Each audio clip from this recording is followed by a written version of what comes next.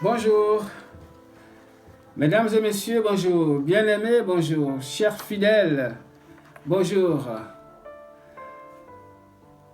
Aujourd'hui, nous allons parler de quelque chose de très important, car nous sommes dans le confinement. Le confinement nous donne la possibilité de comprendre quelque chose qui va nous permettre de nous préparer à l'avenir. Nous allons parler de deux individus très importants que nous aurons dans les moments qui sont les moments de la fin. Nous allons parler ce soir, je vais vous parler ce soir de ce qu'on appelle l'eschatologie. L'eschatologie n'est autre chose que la fin des temps. Mais plutôt que de parler seulement de l'eschatologie, je vous parlerai exactement de deux acteurs principaux de l'eschatologie. Ils sont l'Antichrist et le faux prophète. Mais avant d'aller plus loin, j'aimerais faire une toute petite prière pour demander au Père Céleste de nous guider. Oh oui, Père Céleste, je te loue, je te bénis pour le privilège que tu me donnes d'être en ta présence. Je te prie de te manifester à toute personne qui écouterait cet enseignement, afin qu'elle ait une réelle vie avec toi. Seigneur et Sauveur, purifie nos cœurs, d'où viennent les mauvaises pensées, les meurtres, les adultères, les impudicités, les vols, les faux témoignages, les calomnies et les médisances. Et j'ai prié ainsi au nom de Jésus-Christ notre Seigneur. Alors, je disais au début de ma vidéo que nous allons parler de deux acteurs principaux de l'eschatologie. Ce sont ces deux hommes, c'est-à-dire l'Antichrist et le faux prophète, qui vont bientôt gouverner le monde dans lequel nous sommes. Ils vont gouverner le monde dans la fin des temps. Bien-aimés, la fin des temps ne signifie pas la fin du monde, s'il vous plaît, mais la fin des gouvernements humains, la fin de l'homme qui a tant gouverné ce monde et qui a fait de ce monde ce qu'il veut. L'homme n'a toujours fait qu'à sa tête. Et sa fin s'arrêtera quand viendra le gouvernement de Jésus-Christ de Nazareth. Voilà pourquoi on appelle cela l'eschatologie. C'est la fin des temps où l'homme va vouloir a fini de régner et que maintenant Jésus-Christ, le roi des rois, le Seigneur des seigneurs, viendra prendre la place. Nous aurons donc un dirigeant politique et un dirigeant religieux. Ils sortiront tous les deux de la renaissance du Saint-Empire romain. Peut-être que le Saint-Empire romain, ce nom ne vous dit rien. Ça ne vous parle pas du tout. Je reviendrai un peu dessus prochainement dans une autre vidéo. Mais sachez que le Saint-Empire romain a vu de nouveau le jour le 3 novembre 2009. Sous nos yeux. Mais beaucoup n'ont même pas remarqué la réalisation de cette prophétie biblique qui date de 2000 ans. Ça, c'est l'une des grandes prophéties bibliques. Mais beaucoup n'ont pas remarqué. Ce thème sera aussi développé prochainement dans une de mes vidéos. Alors, je disais qu'il y a deux hommes qui viendront à la fin de ce temps. Le dirigeant politique est appelé l'Antichrist, c'est-à-dire contre le Christ. Il est le dictateur mondial qui est déjà sur terre dans l'attente d'être révélé. Nous avons coutume de l'appeler le menteur. Et ça, vous le trouverez dans 1 Jean 2, au verset 22, que je vais vous lire tranquillement. Soyez très attentifs. Je lis au nom de Jésus-Christ. Qui est le menteur? Sinon celui qui nie que Jésus est le Christ. Celui-là est l'Antichrist, qui nie le Père et le Fils. 1 Jean 2, verset 22.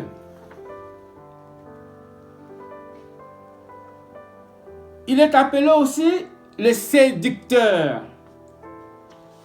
Et vous trouverez ce passage dans 2 Jean 1, verset 7, que je vais vous lire aussi. Soyez très attentifs. Dans le livre de Louis II, il est écrit ceci. 2 Jean 1, verset 7. Car plusieurs séducteurs sont entrés dans le monde, qui ne confessent point que Jésus-Christ est venu en chair. Celui qui est tel, c'est le séducteur et l'antichrist. Vous voyez que le mot séducteur, il est là. Donc l'antichrist, non seulement il est menteur, mais il est séducteur. Je vais encore dans deux autres versions bibliques. Dans la Bible de Martin, il est écrit, car plusieurs séducteurs sont venus au monde qui ne confessent point que Jésus-Christ est venu en chair. Un tel homme est un séducteur et un antéchrist. Vous voyez? Maintenant, nous allons voir ce que nous dit la version Darby. Car plusieurs séducteurs sont sortis dans le monde. Ceux qui ne confessent pas Jésus-Christ venant en chair. Celui-là est le séducteur et l'antichrist. Dans les trois versions, il est écrit séducteur et antéchrist. Mais je précise une chose. Dans la version Louis II et dans la version Martin, il est écrit séducteur et antéchrist. Dans la version Darby, on note séducteur et antichrist. Sachez une chose, c'est la même signification. Ça veut dire contre le Christ. Alors, il est aussi appelé, l'antichrist est aussi appelé le diable. Diabolos en grec, c'est-à-dire le diviseur. En effet, il divise pour régner. Il est très rusé. Et je vais vous dire que ce n'est pas tout. Et voilà pourquoi j'aime beaucoup les prophéties bibliques. Parce que nous allons trouver encore dans d'autres passages des Saintes Écritures qu'il porte plusieurs noms. On le verra encore dans 2 Thessaloniciens 2, versets 2 à 3. Il est appelé qui? Il est appelé le fils de la perdition. Il est appelé aussi, toujours dans 2 Thessaloniciens 2, verset 8, il est appelé l'impie. Waouh! Il est appelé l'impie. Il a encore d'autres appellations qui le qualifient magnifiquement. La petite corne. Et cela se trouve dans Daniel 7, verset 8.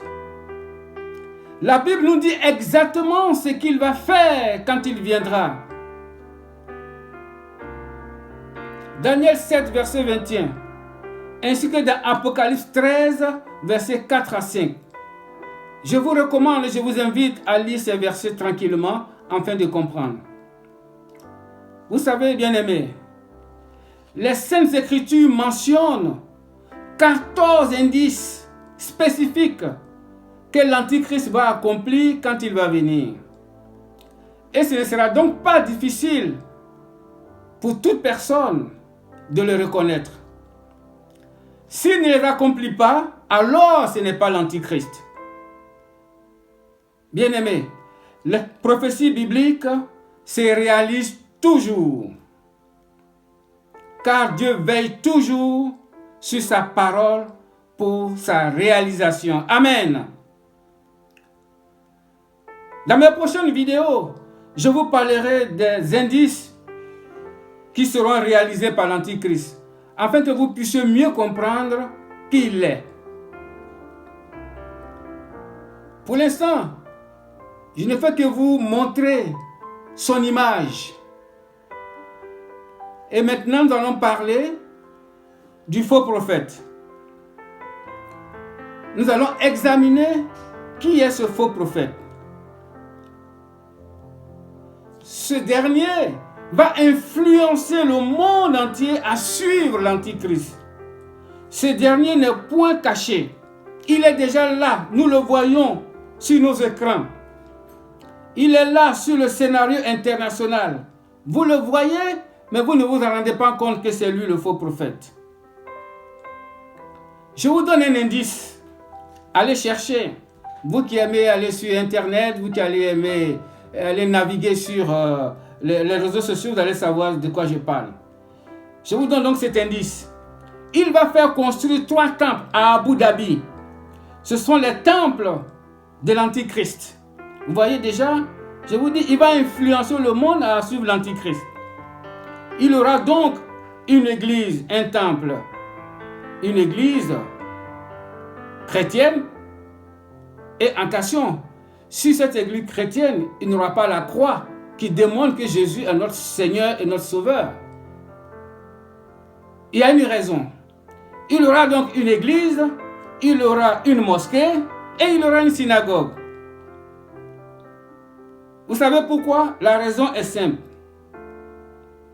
La raison est que le faux prophète dit que ces 3 temples monothéistes ont un seul patriarche, Abraham, qui est considéré comme le patriarche de l'humanité.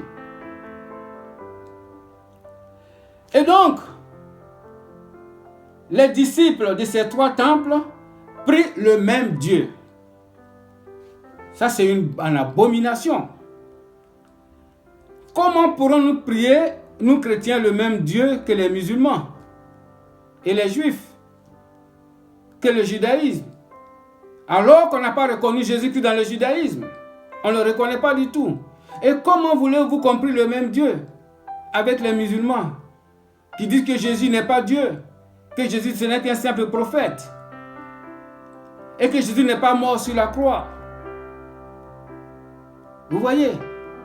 Vous comprenez déjà où est-ce que nous allons, où est-ce que l'humanité est entraînée avec ce faux prophète.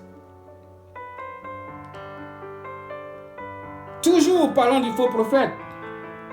Comment réagirez-vous en voyant que ce faux prophète fait descendre le feu du ciel? Cela est écrit dans Apocalypse 13, versets 13 à 15. Les gens vont pleurer de joie, les gens vont danser et se réjouir en disant: c'est le miracle de Dieu sur terre. Non, non, bien-aimés, ne vous laissez pas tromper, ne vous laissez pas séduire. Ce n'est pas l'œuvre de Dieu sur terre, c'est l'œuvre du faux prophète. La Bible dit dans Matthieu 24 qu'il donnera des signes trompeurs jusqu'à séduire sur le faux, même les élus de Dieu. Je m'en réjouis que cette expression, même les élus de Dieu, soit écrite là. Je m'en réjouis sincèrement. Donc, si nous reconnaissons élus de Dieu, nous devons exactement approfondir notre connaissance biblique afin de ne pas être séduits, afin de ne pas être trompés. Comme je dis, il nous est donc nécessaire de connaître la parole de Dieu pour discerner le vrai prophète, Jésus-Christ, le sauveur des sauveurs, le Seigneur des seigneurs, du faux prophète de la fin des temps. C'est très important. Jésus-Christ est le vrai prophète et le faux prophète de la fin des temps. Il faudrait que nous sachions discerner cela. La question maintenant est de savoir comment allons-nous nous garder d'être séduits par cet individu. La réponse est très simple. C'est toujours dans la parole de Dieu, c'est toujours dans la Sainte Bible, c'est toujours dans le livre de la loi, c'est toujours dans le livre du salut qui est la Bible. La réponse est là sous nos yeux dans Jean 5, 39 qui nous dit: vous sondez les Écritures parce que vous pensez avoir en elles la vie éternelle. Ce sont elles qui prennent témoignage de moi. Alléluia. Ce sont les Saintes Écritures qui rendent témoignage de Jésus-Christ. Comme il a été dit. Bien-aimés, la parole biblique que vous négligez, un jour viendra où vous la chercherez sans la trouver. Bien-aimés, je vous dis ceci. Croyez-moi, Satan est ennemi de l'humanité. Il est ennemi de l'humanité. Vous allez vous poser la question de savoir, mais comment est-ce que je le sais? Où est-ce que c'est écrit? Je vous renvoie dans votre Bible. Allez-y lire. Apocalypse 12 au verset 17. Je vais le lire pour vous, afin que vous compreniez. Il est écrit ainsi. Apocalypse 12 verset 17. Et le dragon fut irrité contre la femme. Vous comprenez? Et il s'en alla faire la guerre au reste de sa postérité, à ceux qui gardent les commandements de Dieu et qui retiennent le témoignage de Jésus. Je vais essayer d'expliquer ça un peu parce que à première vue, ça paraît flou, on ne peut pas comprendre, vous voyez, mais je vais vous dire une chose. Il est écrit, et le dragon fut irrité contre la femme, et il s'en alla faire la guerre au reste de sa postérité. La postérité de qui? De la femme. Qui sommes-nous? Nous sommes nés d'une femme. Nous avons tous une maman. Donc, nous sommes tous la postérité de la femme. Est-ce que vous comprenez cela? Mais, Dieu qui connaît bien le cœur des hommes, il sait que l'homme a le cœur fermé, difficile à comprendre. Dieu ajoute ceci. À ceux qui gardent les commandements de Dieu. Vous voyez? Donc, si je reprends la phrase, donc il s'en alla faire la guerre à ceux qui gardent les commandements de Dieu.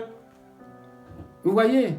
À ceux qui gardent les commandements de Dieu, c'est ceux qui se disent chrétiens, qui aiment Dieu, qui suivent Dieu, qui ont l'amour de Dieu et qui sont vraiment attachés à Dieu. Il va faire la guerre aussi à ceux-là. Ensuite, il est écrit, et qui retiennent le témoignage de Jésus. Vous voyez, il y a eux qui retiennent le témoignage de Jésus. Et on sait que eux est une conjonction de coordination. N'est-ce pas? Ce qui revient à dire, il s'en alla faire la guerre à ceux qui retiennent le témoignage de Jésus. Amen, alléluia. Donc vous voyez, donc Satan n'a pas d'amis. Il n'aime pas l'humanité. Mais je suis là, je suis inquiet pour l'humanité. Pourquoi l'humanité le suit? Pourquoi? Réveillez-vous, s'il vous plaît, réveillez-vous. N'ayez pas peur. Réveillez-vous.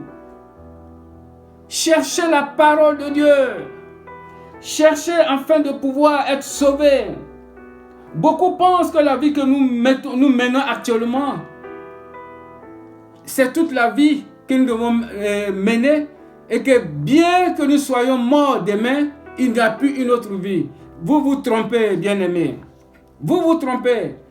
Laissez-moi vous dire, si une personne ne marche pas en nouveauté de vie, ne connaît pas Jésus-Christ, ne connaît pas Dieu et qui mène une vie de désordre, de débauche, d'impudicité, d'iniquité, escroc, voleur, menteur, comme nous le dit dans Apocalypse 21, Apocalypse 21 verset 8, Apocalypse 22 verset 15.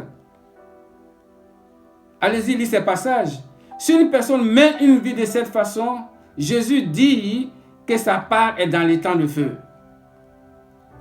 Parce qu'après la mort, c'est le début de la souffrance, je vous le dis. Alors cherchez à sortir de là. Cherchez à marcher en nouveauté de vie. Afin que vous soyez sauvés.